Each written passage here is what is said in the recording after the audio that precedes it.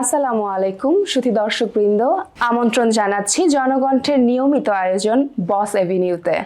আজকে আমাদের সাথে অতিথি হিসেবে আছেন ল্যাবেইট ক্যান্সার হাসপাতাল অ্যান্ড সুপার স্পেশালিটি সেন্টার ব্যবস্থাপনা পরিচালক, উপব্যবস্থাপনা পরিচালক, ল্যাবেইট গ্রুপ ও বিশিষ্ট ব্যবসায়ী, সফল উদ্যোক্তা, বিনিয়োগকারী ও অর্থনৈতিক বিশ্লেষক সাকিব শামীম।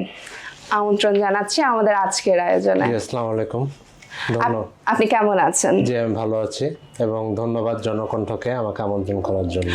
ধন্যবাদ আজকে আমাদের একজন অংশ হওয়ার জন্য। আমরা খুবই আপ্লুত আপনার সাথে আজকে থাকতে পেরে। জি, আমিও অত্যন্ত আনন্দিত। আমরা জানি ল্যাবেইট ক্যান্সার হাসপাতাল বাংলাদেশের একটা স্বনামধন্য প্রতিষ্ঠান এবং বাংলাদেশের স্বাস্থ্য খাতে এর অবদান অনস্বীকার্য। তো একজন ব্যবস্থাপনা পরিচালক হিসেবে আপনি নেতৃত্বকে আসলে কোন জায়গা থেকে দেখেন? জি, ধন্যবাদ। আসলে ব্যবস্থাপনা পরিচালক যে কোনো প্রতিষ্ঠানের জন্যই এটা একটি গুরুত্বপূর্ণ পজিশন এবং হাসপাতালের পার্সপেক্টিভে এবং বিশেষ করে ক্যান্সার হাসপাতাল যেটা একটা অত্যন্ত বিশেষায়িত একটা হাসপাতাল, সেক্ষেত্রে এর নেতৃত্ব অনেক বড়, অনেক চ্যালেঞ্জিং। সেটা হচ্ছে প্রথমত আমাদের এই হসপিটাল যেহেতু গ্রিনফিল্ড প্রজেক্ট, সেক্ষেত্রে আমাদের ইকুইটি স্ট্রাকচার করা, আমাদের ব্যাংকিং ফাইন্যান্স থেকে শুরু করে প্রতিটা জায়গায় আসলে অনেক চ্যালেঞ্জ ছিল। আর আমাদের হসপিটালটা আমরা চালু করেছি 2018 সালে। তো মাঝখানে করোনাকালীন মহামারীতে আমরা প্রচণ্ড আঘাতপ্রাপ্ত হই এবং আমাদের অনেক ধরনের ম্যান পাওয়ার, আপনার ট্রানজিশন থেকে শুরু করে আমাদের ম্যান পাওয়ার, ইভেন আমাদের অনেক ম্যান পাওয়ার চলেও গিয়েছিল করোনার সময়। এবং আমরা ওয়ার্ক ফ্রম হোম যে চ্যালেঞ্জটা, এগুলো অনেক চ্যালেঞ্জের ভিতর থেকে আমাদের উতরে আসতে হয়েছে। তো সেক্ষেত্রে আমি মনে করি আমার বলিষ্ঠ ভূমিকা এবং নেতৃত্ব আমার টিমকে অনেক দূর এগিয়ে নিয়েছে। ভাই, আপনি যেমনটা বলছিলেন, আমাদের কোভিড পরবর্তী সময় গেল, 24-এর গণ অভ্যুত্থান গেল, আমাদের অর্থনৈতিক অবস্থা বাংলাদেশের জন্য এখন আসলে খুব হুমকির মুখে আছে। তো বাংলাদেশের অর্থনৈতিক ব্যবস্থাটাকে আপনি কিভাবে দেখছেন? জি, বাংলাদেশ আসলে খুবই সম্ভাবনাময় একটা দেশ এবং এখানে ভৌগোলিক অবস্থান বলেন, জনসংখ্যা বলেন এবং আমাদের পারচেজিং পাওয়ার বলেন, সব দিক থেকেই আমাদের দেশের আসলে অনেক সুবিধাও রয়েছে। কিন্তু আমি অসুবিধার কথা যদি এখন বলতে যাই, তো সেটাও আসলে কিছু ইম্পর্ট্যান্ট কথা আমি আমি আলোচনায় আনতে চাচ্ছি। প্রথমত আমাদের ব্যবসায়িক পার্সপেক্টিভে যে আমাদের বিজনেসের করার যে এনভায়রনমেন্ট এবং যে ইকোসিস্টেম, এটা আসলে সত্যি কথা খুবই হস্টাইল সিচুয়েশানে এই মুহূর্তে আমরা আছি। এবং ব্যবসায়িক আমাদের ইজ অফ ডুইং বিজনেস আর কস্ট অফ ডুইং বিজনেস খুবই বেড়ে গিয়েছে। It's so high at this moment যে আমাদের এখন আসলে ব্যবসা করাটাই খুব কঠিন হয়ে যাচ্ছে। সেকেন্ডলি আমি বলবো যে আমাদের ব্যাংক সুদ, যেটা নিয়ে আসলে অনেক বড় ব্যবসায়িক নেতারাও কথা বলছে, বিজনেসম্যানরাও কথা বলছে, আমিও কথা বলছি, কিন্তু আসলে যেটা 9% ছিল, আমরা 9%-এ ব্যবসা করে এসেছি, সেটা এখন 14%, 15%ও হয়ে গিয়েছে। এসএমই খাতে 17-18 হয়ে গিয়েছে। তো আসলে এসএমই খাতে 17-18% যদি হয়, তো মাঝারি ব্যবসায়ীরাই তো ব্যবসা করতে পারছে না। তা আমরা কিভাবে আমাদের মতো যারা বড় ব্যবসায়ী এবং বিশেষ করে আমি যেটা বলবো যে প্রায়োরিটি সেক্টরগুলো, খাদ্য, বস্ত্র, আমাদের বাসস্থান, চিকিৎসা, তো এগুলোতে এত ইন্টারেস্ট আপনার যদি বেড়ে যায়, তো আমরা তো আসলে প্রাইসিংটাও আমরা ঠিকমতো আমরা করতে পারছি না। কনজিউমারদের থেকেও আমরা ওভারচার্জ অনেক সময় করতে পারি না, এটা একটা মানবিক ক্ষেত্রে আমরা করতে পারি না। তখন প্রবলেমটা হয় যে আমাদের আসলে ব্যবসাটা আমরা ক্ষতির সম্মুখীন আমরা পড়ে যাচ্ছি। এবং সত্যি কথা আমি বলবো, হেলথ সেক্টরে আসলে এই মুহূর্তে কোনো প্রণোদনাও নেই, কোনো গভর্নমেন্ট কোনো স্কিমও নেই। তো এগুলোকে আসলে আমি মনে করি আর বাস্তবায়ন করা জরুরি। তাহলে আমি মনে করি ব্যবসা করাটা আমাদের জন্য আরও ইজি হবে এবং আমরা আরও কর্মসংস্থান, এমপ্লয়মেন্ট জোগাড় করতে পারবো। আপনি এসএমএসি যেই উদ্যোক্তাদের কথা বললেন, তাদের কি কম সুদের কোনো ব্যবস্থা আছে যারা কম সুদে কোনো কাজ করতে পারবে, বা বাস্তবতায় আসলে কত শতাংশ সুদ আসলে যুক্তিযুক্ত এই ক্ষেত্রে? কারণ আপনি জানেন যে বাংলাদেশের এখন যে অর্থনৈতিক অবস্থাটা, এটা আসলে খুবই ভঙ্গুর অবস্থায় আছে, আপনি যেমনটা বলছিলেন। সেক্ষেত্রে আপনি কিরকম মনে করছেন? জি, আসলে আমাদের ইনফ্লেশন তো 9%-এ অনেকদিন ধরেই আমরা দেখছি। তো আসলে যে কোনো ইন্টারেস্টই আমাদের ব্যাংক সুদ, আমি মনে করি যেটা অবশ্যই 10-এর নিচে থাকতে হবে, তাইলে যে আমাদের ব্যবসার সাস্টেনেবিলিটিও আরও বাড়বে। আর এই মুহূর্তে এসএমই বিজনেসে কতিপয় কিছু ব্যাংক ছাড়া আর কেউ লোন দেয় না। গভর্নমেন্টের একটাই আপনার বাংলাদেশ ব্যাংকের ইএফ ফান্ড ছিল, ওটাও অ্যাগ্রো সেক্টরে, ওটাও বন্ধ হয়ে গিয়েছে। তো আসলে এই মুহূর্তে আমি বলবো যে এসএমই সেক্টরটার অবস্থা খুবই ভঙ্গুর, এবং আমাদের অনেক ব্যবসায়ীরা আপনার পুঁজিবিহীন হয়ে গিয়েছে, এবং তারা অনেক ক্ষতির সম্মুখীন হয়েছে বিগত 2 বছরে। আর আমি মনে করি যে এসএমই খাতের জন্য আসলে আমাদের পলিসিগুলো এবং স্প্রেড আরও আমাদের বাড়াতে হবে। তাইলে আমি মনে করি আমাদের ব্যবসায়ীরা এবং এসএমই ব্যবসায়ীরা বিশেষ করে অনেক ভালো থাকবে। যেমনটা বলছিলেন, আমাদের আসলে ব্যবসা বান্ধব পরিবেশটা আসলে কতটা প্রয়োজন, যে একজন বিনিয়োগ করবে, ফরেন কেউ এসে বিনিয়োগ করবে, কেন বাংলাদেশে করবে? কারণ আপনি জানেন রাজনৈতিক অস্থিতিশীলতা আছে, সামনে নির্বাচন আছে। এই সময়ের পরিবেশটা আসলে কিরকম আপনি মনে করছেন? আসলে আমি এটা বরাবরই আগে থেকেই বলে এসেছি যে আমাদের দেশের অর্থনীতি মজবুত করার জন্য প্রথমত একটি স্টেবল গভর্নমেন্ট দরকার, এবং ইলেকশনটা খুবই প্রায়োরিটি। তো ফেব্রুয়ারিতে আশা করি আমাদের ইলেকশনটা, জাতীয় নির্বাচন হয়ে যাবে। তো সেক্ষেত্রে আমরা কিছুটা স্বস্তির নিঃশ্বাস পাবো। আর ব্যবসায়িক বান্ধব পরিবেশ অনেক জরুরি গ্লোবাল ইনভেস্টারদের অ্যাট্রাক্ট করার জন্য। কারণ এখন কারেন্টলি আমাদের যে সিস্টেম, যে আপনি একটা ফ্যাক্টরি করতে আপনার 25 থেকে 27টা লাইসেন্স লাগছে, 1-1.5 বছর সময় চলে যাচ্ছে। একটা হসপিটালের লাইসেন্স করতে মিনিমাম, একটা স্পেশালাইজড হসপিটাল করতে 30 থেকে 35টা লাইসেন্স লাগে। তো এই লাইসেন্সগুলো করতে আমাদের 2 বছরের উপরে সময় চলে যায়। তো একটা ইনভেস্টার তার জটিলতা আরও বেশি, কারণ সে যত ফরেন সিটিজেন, তার এখানে আপনার কোম্পানি ফরমেশন করা, তার আপনার বিভিন্ন দপ্তরে যেতে হচ্ছে। তো এবং আমাদেরও যেতে হচ্ছে। আমি মনে করি সেক্ষেত্রে একটি সেন্ট্রালাইজড বা ডিসেন্ট্রালাইজড প্ল্যাটফর্ম থাকা দরকার, সেখানে আপনার 7 দিন আমাদের আসলে একটা টার্গেট সেট করা ফেলা দরকার, যে 7 দিনের ভিতরে আমাদের একটা কোম্পানি ওপেন করতে পারবে। এবং এটা যদি আমরা না করতে পারি, আমরা ফেল করব। একটা ব্যাংক অ্যাকাউন্ট আমরা এখন খুব তাড়াতাড়ি করে দিতে পারি, কিন্তু একটা গ্লোবাল ইনভেস্টর যখন আসে, তখন তার জন্য জিনিসগুলো অনেক জটিল হয়ে যায়। বাইরা বিভিন্ন আপনার উদ্যোগ নিয়েছে। তো আমি মনে করি যে এই উদ্যোগগুলোকে আসলে, পলিসি আমাদের আছে সবই, কিন্তু পলিসিগুলোকে বাস্তবায়ন করাটা আরও বেশি জরুরি। এবং সেক্ষেত্রে আমি মনে করি যে ব্যবসা বান্ধব পরিবেশের জন্য আমাদের যে সময় এবং আমাদের যে আসলে বিউরোক্রেটিক যে প্রবলেমগুলো থাকে, এই প্রবলেমগুলোকে আসলে একটা ওয়ান স্টপ সলিউশন করতে হবে।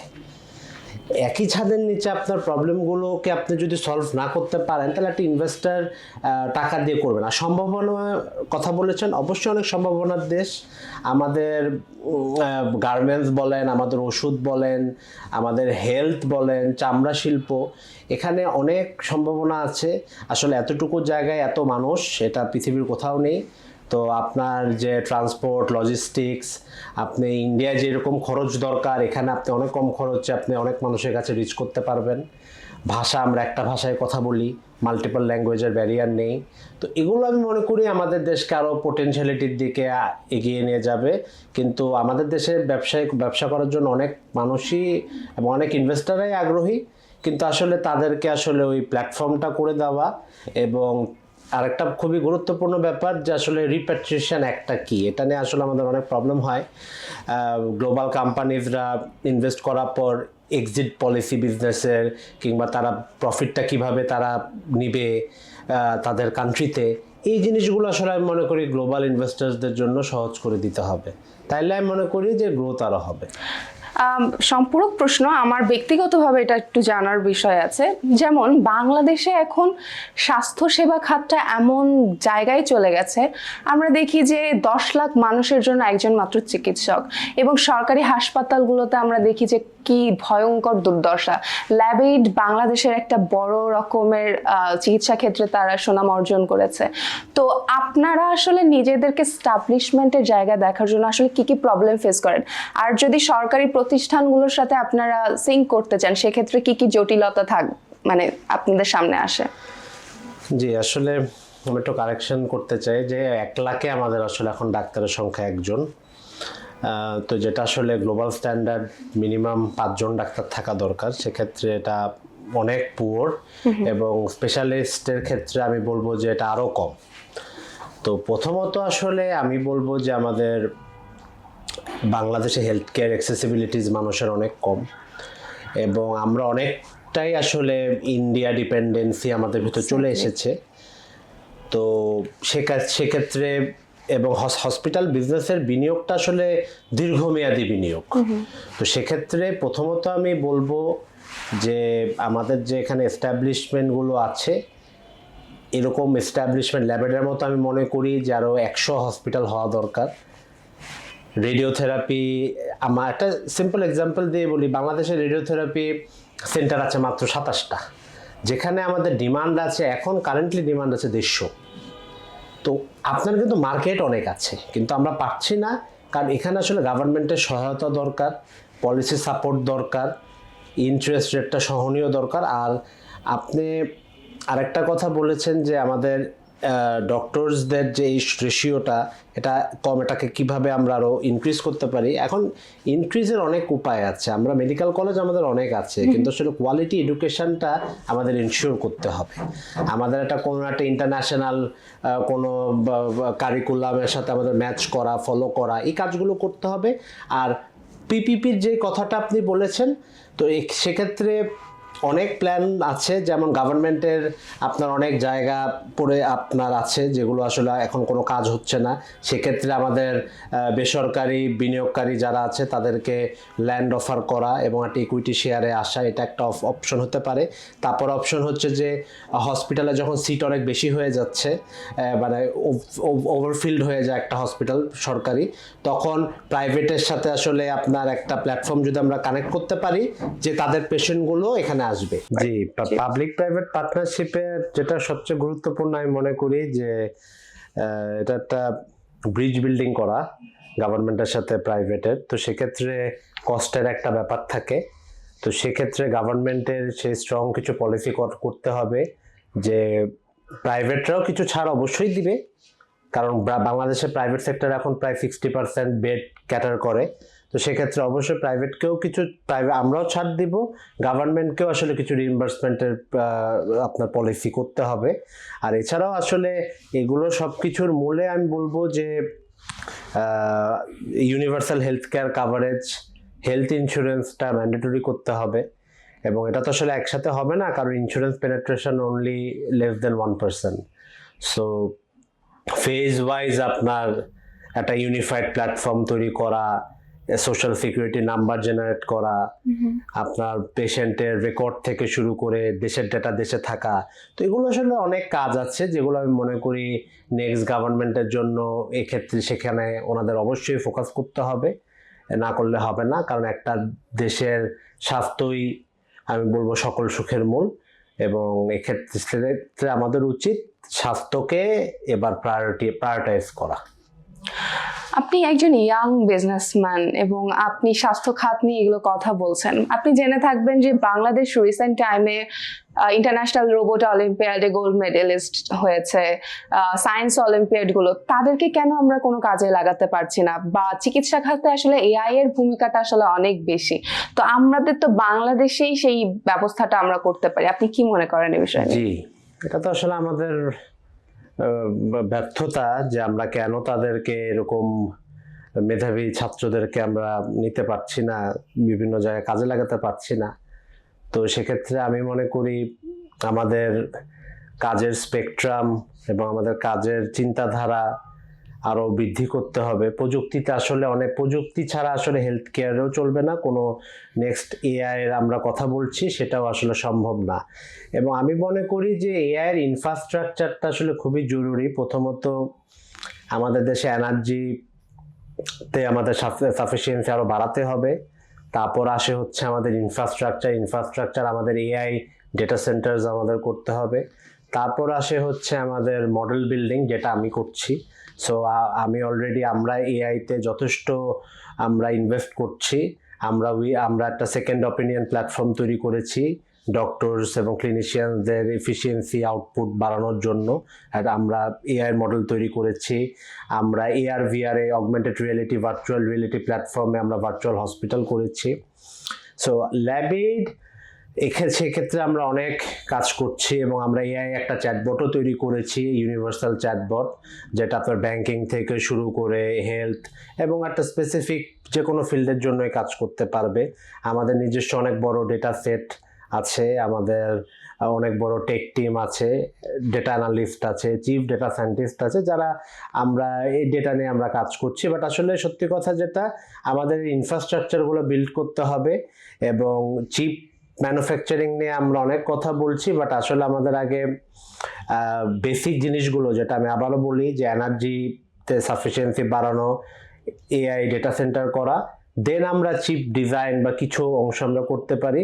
বাট আমাদের এখন ফোকাস করতে হবে যে আমাদের যেই অ্যাভেলেবল রিসোর্স আছে পৃথিবীতে, ওপেন এআই, আমাদের গ্রক, এদের মডেলগুলো বা বায়োজিপিটি, এদের মডেলগুলো আমাদের ইউজ করা দরকার। এবং আমাদের যদি আরো সক্ষমতা থাকে, সেক্ষেত্রে আমি বলবো যে আমাদের নিজস্ব মডেল আমরা যেমন বানাচ্ছি এবং অনেকেই এআই মডেল কিছু কিছু তৈরি করছে, সেক্ষেত্রে আমি মনে করি আমাদের এই মেধাবী ছেলেদেরকে আমরা যথেষ্ট কাজে লাগানো উচিত।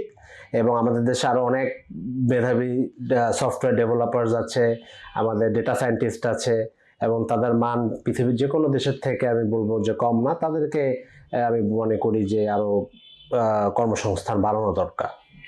যেমনটা বলছিলেন, আসলে আপনার কথা শুনে আমার একটা হোপ কাজ করছে যে বাংলাদেশ আসলে এই সেক্টরে ভালো করতে পারে। বাংলাদেশ নিয়ে আমি অনেক কথা বললাম, আমি একটু জানতে চাই আপনার প্রতিষ্ঠান ল্যাবেড নিয়ে আপনার ভবিষ্যৎ পরিকল্পনাগুলো কি? তো ল্যাবেডের আমাদের আসলে ভবিষ্যৎ পরিকল্পনা অনেক সুদূর প্রসারী, এবং আমরা নেক্সট 20 বছরে কি হবে সেগুলো আমরা অ্যানালিসিস করে আমরা প্ল্যান করছি। যেমন আমাদের প্রথমত তো আপনাকে তো বললামই যে আমাদের ল্যাবেড এআই আমাদের একটি সিস্টার কনসার্ন আছে, যেখানে আমরা বিভিন্ন AI model, large language model তৈরি করেছিও, কিছু অ্যাপ্লিকেশনও তৈরি করছি। আমাদের নিজস্ব এইচআইএস প্যাক্স আমরা তৈরি করেছি। তারপর আমাদের ভার্চু কেয়ার বিডি আছে, যেখানে আমরা অগমেন্টেড রিয়েলিটি, ভার্চুয়াল রিয়েলিটি প্ল্যাটফর্মে আমরা কাজ করছি। আমাদের বাংলাদেশের সবচেয়ে বৃহৎ health tech platform life plus Bangladesh আছে। পাশাপাশি আমাদের এখন আমরা চাচ্ছি যে আমরা সারা বাংলাদেশে 30টা স্যাটেলাইট ক্যান্সার সেন্টার করব। আপনার মেডিকেল কলেজটা আমাদের করার খুব ইচ্ছা, আমাদের প্ল্যানে আমরা অনেক পিছিয়ে গিয়েছিলাম, সেটা আমরা করব। পূর্বাচলে আমরা একটা ইন্টারন্যাশনাল কোলাবোরেশনে 750 বেডের একটা আমরা হসপিটাল করছি। পাশাপাশি আমরা ছোট স্যাটেলাইট ডায়ালাসিস সেন্টারসও পরিকল্পনা করছি। আর এগুলোই আপাতত আমাদের প্ল্যান। আরও কিছু প্ল্যান আছে যেগুলো আপনারা সময় হলে দেখতে পাবেন। আবার যেমনটা বলছিলাম, আমরা আসলে অনেক বেশি আশাব্যঞ্জক কথাবার্তা শুনলাম আপনার কাছ থেকে। আরেকটা জিনিস আপনার কাছে জানার আছে যে এফবিসিআই যেটা আছে, সেখানে যদি আপনি ভাইস প্রেসিডেন্ট নির্বাচিত হন, সেক্ষেত্রে আপনার কি কি পরিকল্পনা থাকবে, আপনার ভিশনগুলো আসলে কি? Thank you. আসলে আমাদের ফেডারেশন এফবিসিসিআই হচ্ছে মাদার একটা অর্গানাইজেশন এবং একটা সর্বোচ্চ ব্যবসায়ীদের সংগঠন। তো আমি এফবিসিসিআইতে কাজ করছি গত কয়েক বছর ধরে, বিভিন্ন পলিসি রিকমেন্ডেশন, বিভিন্ন আমাদের ক্রিটিক্যাল ইস্যু নিয়ে আলোচনা করা, তো আমাদের আসলে যে গ্যাপগুলো হচ্ছে যে আমাদের ইমপ্লিমেন্টেশন একটা প্রবলেম, আইটিতে আমাদের একটা মেজর প্রবলেম। তো আমার প্রথম ইচ্ছা যে এফবিসিসিআই কে একটা গ্লোবাল প্ল্যাটফর্ম তৈরি করা, ওয়ান স্টপ সলিউশন করা। আমাদের তো প্রায় 450 অ্যাসোসিয়েশন এবং 64টা চেম্বার আছে, এদের কানেক্টিভিটি বাড়ানো। তারপর হচ্ছে যে আমার ইচ্ছা যে একটা এফবিসিসিআই বিজনেস স্কুল করা। আসলে আমাদের অন্টারপ্রেনার্স যারা হতে চায় বা অ্যাসপায়ারিং অন্টারপ্রেনার্স বা যারা ইয়াং অন্টারপ্রেনার্স, ওরা আসলে যাবে কোথায়? আমাদের যারা এফবিসিসিআইতে আছে তারা সেক্টরাল লিডার, তারা ভালো ব্যবসা করছে, তো তাদের সমন্বয়ে একটা আমি মনে করি, এবং আমাদের ইন্ডাস্ট্রি স্পেশালিস্ট কিংবা প্রফেসরস, থিঙ্ক ট্যাঙ্ক, তাদেরকে নিয়ে আমার একটা ইচ্ছা যে একটা বিজনেস স্কুল করা। পাশাপাশি আমাদের এফবিসিসিআইতে প্রপার আমি বলবো, যেমন আপনি WTO নেগোশিয়েটর বলেন, কিংবা আমাদের যে নেক্সট যে এখন যে এলডিসি গ্র্যাজুয়েশনের যে চ্যালেঞ্জগুলো, যে আমাদের রুল অফ অরিজিন নিয়ে কিংবা আমাদের ট্রিপস নিয়ে, তো এগুলো আসলে নেগোশিয়েট করা, এগুলো পলিসি রিকমেন্ডেশন করার জন্য একটা অ্যাডভাইজারি কমিটি করারও আমার খুব ইচ্ছা, যারা এখানে কাজ করবে। আর লাস্টলি বলতে চাই যে এফবিসিসিআই যেহেতু একটা মাদার অর্গানাইজেশন, তাদের আসলে কোনো বাজেট থাকে না। আমি মনে করি যে গভর্নমেন্টের এখানে সহায়তা করা দরকার এফবিসিসিআই কে, কারণ এটা যেহেতু একটা নন প্রফিট অর্গানাইজেশন, তো এটা এত বড় একটা ফেডারেশন, এবং এটা ব্যবসায়ীরাই যেহেতু ভবিষ্যতের কাণ্ডারি, এবং আমি বলবো যে যে কোনো বিপদ, যে কোনো সময় ব্যবসায়ীরা সবসময় সাথে ছিল এবং থাকবে। তো সেই ক্ষেত্রে আমি বলবো যে এফবিসিসিআই কে কিছু ফান্ড প্রতি বছর আসলে অ্যালোকেশন করা দরকার। সেক্ষেত্রে যেটা হবে যে এন্টারপ্রেনার্স, আমাদের ইনকিউবেশন থেকে শুরু করে আমাদের বিজনেসম্যানরা যে ডেলিগেশনস, কিংবা হচ্ছে আমরা ইনভাইট করে যেই আমরা করছি বিদেশিদের, এবং মোট কথা হচ্ছে যে টোটাল আমি মনে করবি যে কমার্স মিনিস্ট্রি 50% কাজ আসলে এফবিসিসিআই পক্ষে করা সম্ভব। যেমনটা বলছিলেন এলডিসি গ্রাজুয়েশন নিয়ে একটা ঘাটতির কথা আমরা শুনতে পাই, তো আপনি কি মনে করেন এই বিষয়টাকে একটু পিছিয়ে দেওয়ার প্রয়োজন আছে? অবশ্যই, আমি আসলে এটা নিয়ে অনেক কথা বলেছি যে এলডিসি গ্র্যাজুয়েশনটা অবশ্যই এই মুহূর্তে আমাদের জন্য প্রযোজ্য না, কারণ এখানে কিছু জটিল ব্যাপার জড়িত।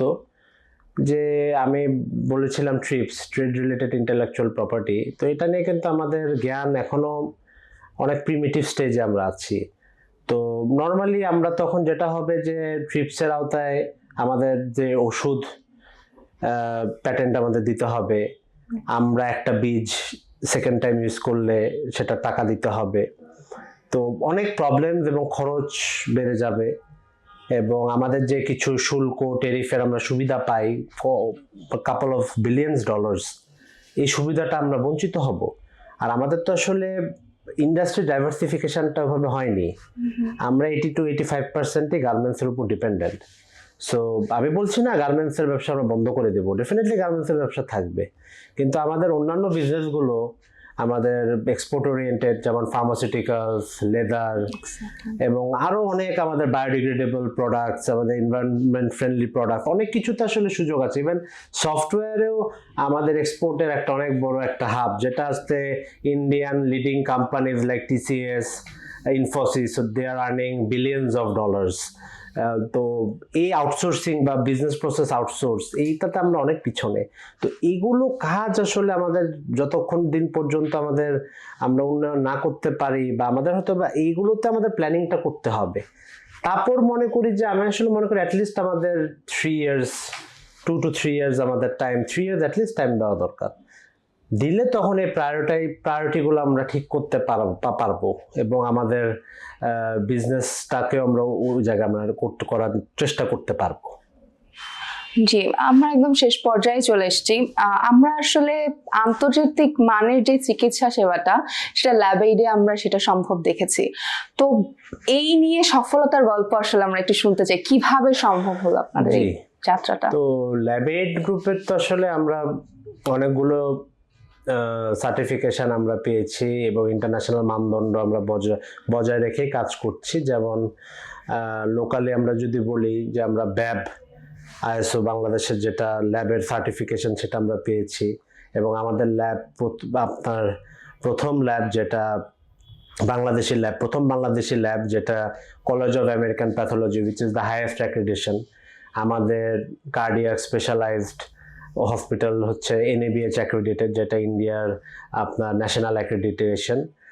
আর আমাদের ক্যান্সার হসপিটাল আমি বলবো যে বাংলাদেশের এটা এবং এশিয়ার এটা ফার্স্ট হসপিটাল যেটা আপনার একই সাথে লিড গোল্ড সার্টিফিকেশন এবং আপনার জয়েন্ট কমিশন ইন্টারন্যাশনাল পেয়েছে, এবং সিঙ্গেল স্পেশালিটি হিসাবে this is the first hospital যেটা JCI অ্যাক্রিডিটেশন পেয়েছে। আসলে এগুলো আসলে খুব হেকটিক কাজ, এই কাজগুলো আসলে খুবই কঠিন। কারণ হচ্ছে কি যে এখানে আসলে প্রথমত মাইন্ডসেটটা খুব ইম্পর্টেন্ট। আর একটা হসপিটালে 500 থেকে 1000 লোক থাকে, আপনার একটা সিকিউরিটি গার্ড থেকে শুরু করে সিনিয়র কনসালটেন্ট পর্যন্ত ওই ওরিয়েন্টেশনটা করা এটা খুব কঠিন। তারপর হচ্ছে যে আসলে আমাদের যেহেতু স্কিল সেটের একটা অনেক বড় গ্যাপ আছে নার্সিংয়ে এবং আমাদের টেকনোলজিতে, তো সেই ক্ষেত্রে সেগুলোর ওরিয়েন্টেশন করা, বিদেশে আমাদের কিছু সাপোর্টও আমরা নিয়েছি ইন্ডিয়া থেকে, সিঙ্গাপুর থেকে। তো এই যে একটা ইনভেস্টমেন্টের মানসিকতাটা থাকা, এটা প্রথমত খুবই জরুরি। আসলে আমি বলবো যে যে উদ্যোক্তা তারই আসলে প্রথমত মাইন্ডসেটটা ঠিক করতে হবে, তারপর আপনার এই যে একটার পর একটা ওরিয়েন্টেশন করতে হবে। এবং আসলে SOP অনেক, একটা আমাদের এই হসপিটাল প্রায় 2500 SOP, যে প্রতিটা SOP আমরা ডকুমেন্টেড করা, ফলো করা এবং একটা কোয়ালিটি টিম মেনটেন করা। তো আসলে পুরো প্রসেসটা করতে আমাদের 2-2.5 বছর সময় চলে গিয়েছে, এবং এটাকে এখন ম্যানেজ করছি আমরা মানদণ্ডটা বজায় রাখার জন্য। তো বাট এটা খুবই কঠিন একটা প্রসেস, বাট খুবই রিওয়ার্ডিং ইন আ সেন্স যে আপনি আসলে পেশেন্ট সেন্ট্রিক অ্যাপ্রোচে চলে গিয়েছেন। ল্যাবেড এখন পেশেন্টদের জন্য চিন্তা করে এবং সবসময় করেছে, এবং এই অ্যাক্রিডিটেশনগুলো হচ্ছে আপনার কমিটমেন্ট টুয়ার্ডস ইয়োর পেশেন্টস। ধন্যবাদ, অসংখ্য ধন্যবাদ আমাদের এতক্ষণ সময় দেওয়ার জন্য। দর্শক, আমরা আজকে কথা বলছিলাম বস এভিনিউতে। আমরা জানি যে আমাদের এই কর্পোরেট সেক্টরগুলোতে এখন আমাদের ইয়াং জেনারেশনের পার্টিসিপেশন কতটা বেশি ইম্পর্টেন্ট, এবং আজকের এই আয়োজন আশা করছি সেরকম দিকটাকেই নির্দেশ করছে। আপনাদের সবাইকে অসংখ্য ধন্যবাদ আমাদের সাথে এতক্ষণ থাকার জন্য। আমি চেমন ফারিয়া ইসলাম মেঘলা বিদায় নিচ্ছি আজকে জনকণ্ঠের পাতা থেকে। ধন্যবাদ সবাইকে।